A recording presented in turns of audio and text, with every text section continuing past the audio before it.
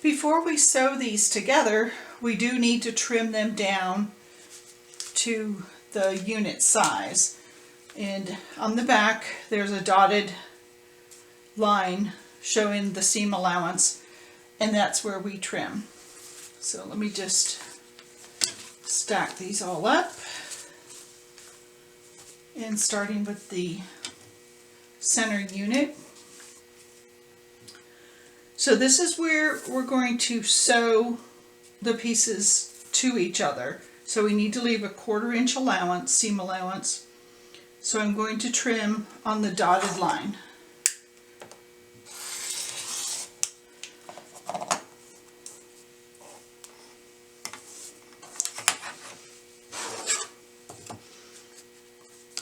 This ruler doesn't slide as much.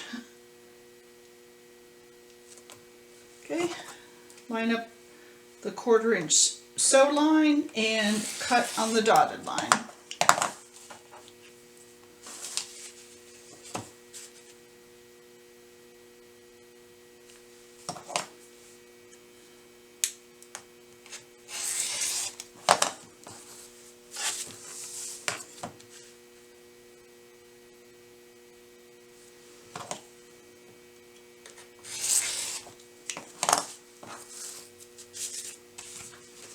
Alright, so this one is ready.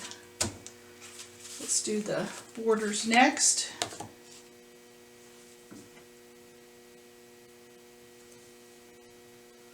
Again, just cutting on that dotted line in your template. Some patterns do not give you that 1/4 inch seam allowance, so you would just have to keep that in mind as you're making your units and as you're trimming them down. You would always put your 1/4 inch on the outside sew line.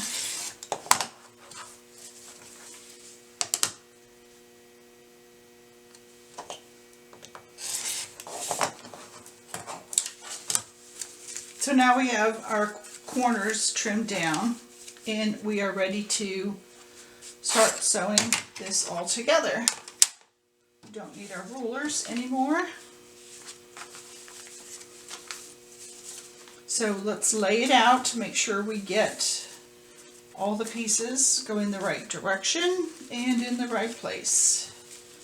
You want to make sure that your darker fabric, in my case the orangish brown, is facing towards the center. And that's just the way I design my block. You would lay it out based on your block design, if it's different than mine. Okay, so we basically have 9 pieces, so we're going to sew these together like a typical 9 patch. These two get sewed together, and then that gets sewed onto there. So I'm going to do these two, and these two, and then we'll come back and put the other ones on. So it doesn't matter which way you sew this. You could sew it this way or from this side. But what you want to is get the 2 lines to match up.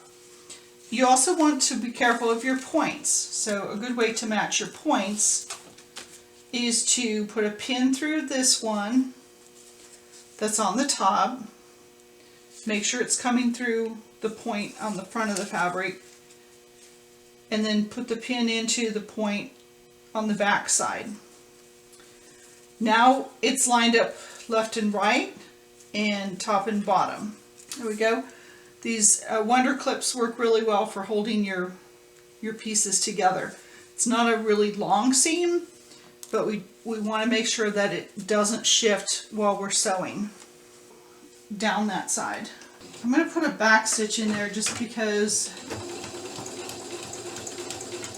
when you're tearing the papers apart, sometimes it will pull on your threads, and you don't want that seam to come apart there. So just a little back stitch at the very end, just 1 or 2 stitches is all you need. Now we could chain piece this by putting the next 2 pieces in right behind this one. but I want to give you a preview of what this looks like. So it would open up like this, and once we take the papers off and press it real flat, the points will be perfect. So that's going to go back there. Next, we're going to put these two together, and same thing, I always focus on my points. So I want to make sure that my points get joined together perfectly. So putting a pin through the top layer, the top block, and then a pin, the same pin going through the point on the second block. That just gets them lined up perfectly. Put the Wonder Clip in here to hold them from sliding.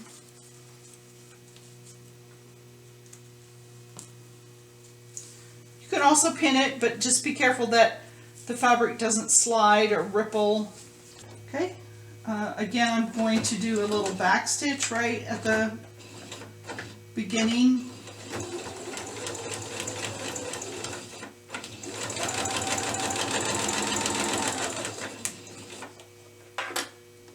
Needle down helps.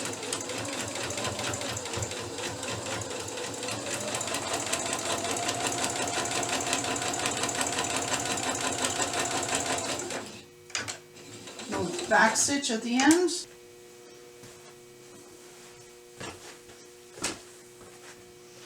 So now we'll just sew that seam there.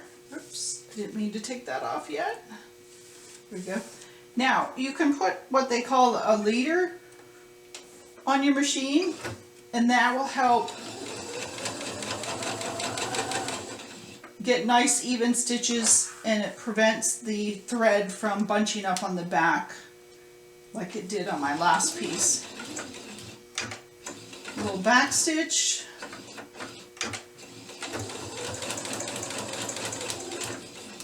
And I rarely back stitch, but I find it's helpful when sewing these blocks together because you're tearing the paper off, which puts stress on the stitches.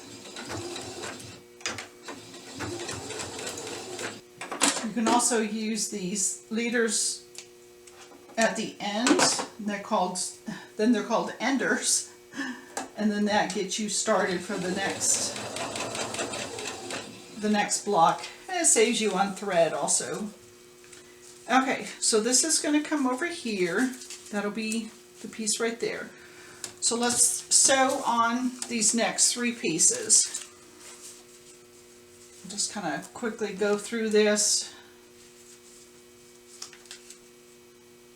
matching up the points, making sure the units are even, side to side.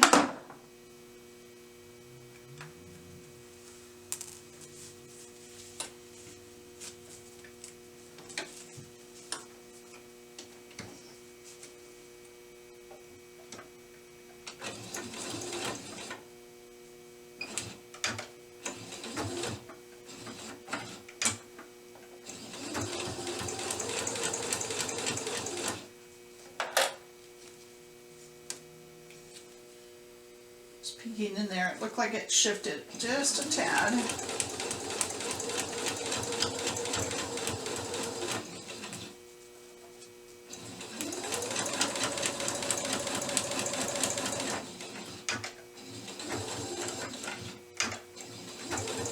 As an ender,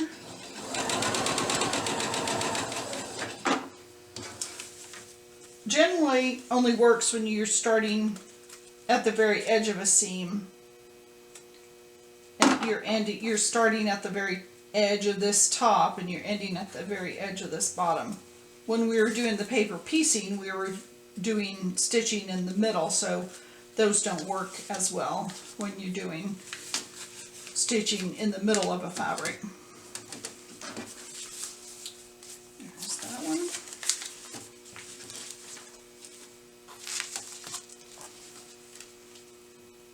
Making sure to hit that point, and then this point.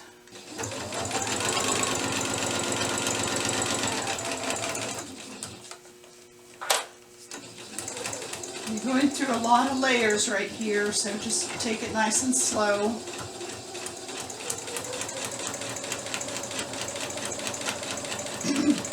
Having a nice sharp needle helps.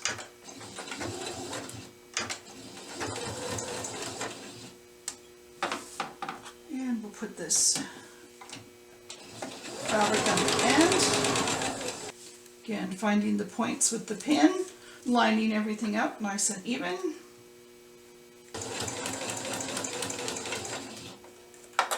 And there we have our 3 sections. And now we will stitch the top to the center and then the bottom to the center. But at this point, I like to take some of the papers off, especially these that are in the seam allowance right here.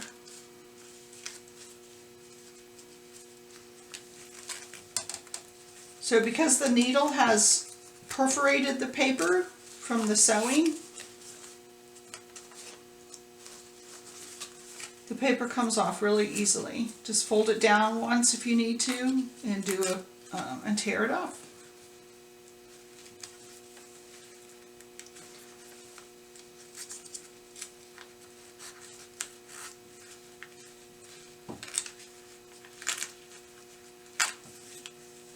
Just being careful not to stretch any of the stitches. A little bit of paper stuck in there. We really don't need these either. So I think I'm going to take some of these off, especially the ones at the bottom here where I'm joining the seam allowance. Because once the paper's sewn into a seam allowance, it's harder to get out.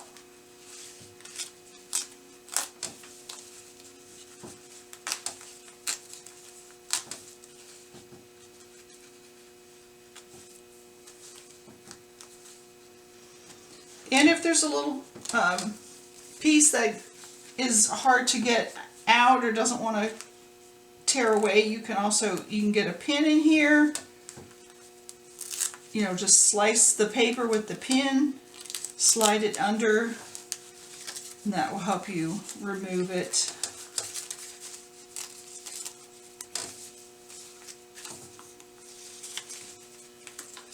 But all of these have openings on the edges where there's no stitching, so they should come off pretty easily. Okay, so that gives us just fabric now to stitch on.